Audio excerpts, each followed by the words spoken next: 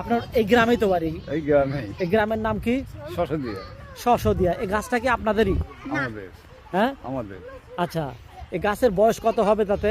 আমি তো বলতে পারলাম না। কে?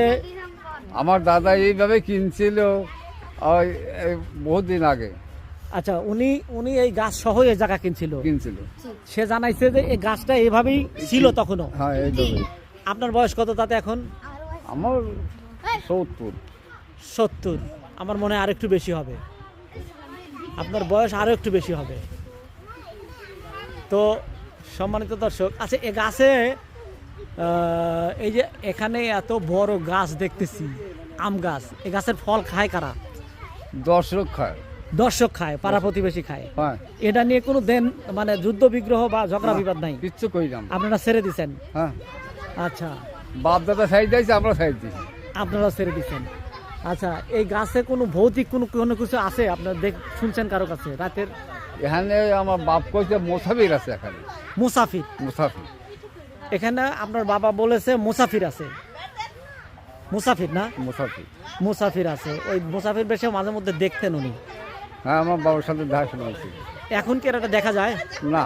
কেউ দেখছে? কেউ দেখছে? না, দেখেন। এখন কে দেখালে? এখন কেউ দেখে না। দেখুন, গাছের বয়সটা যাই থাকুক না কেন, কিন্তু গাছের আকার আকৃতি, তার শেকড় দেখুন মজবুত মাটিকে আঁকড়ে ধরে আছে। এই যে গাছের ডালগুলো দেখেন, গাছের চামড়া, এই গাছের চামড়া দেখতেছেন। এই যে শ্যাওলা জমে গেছে, পরগাছা দিয়ে শ্যাওলা জমে গেছে। এই গাছের ডালগুলো আমি আপনাদেরকে দেখাই। প্রায় 1 বিঘারও বেশি জায়গা জুড়ে এটা একটা মরা ঢাল। এটা দেখতে অনেকটা ভৌতিকই মনে হয়। দেখুন, এই যে এই ডালগুলাই কত পুরাতন।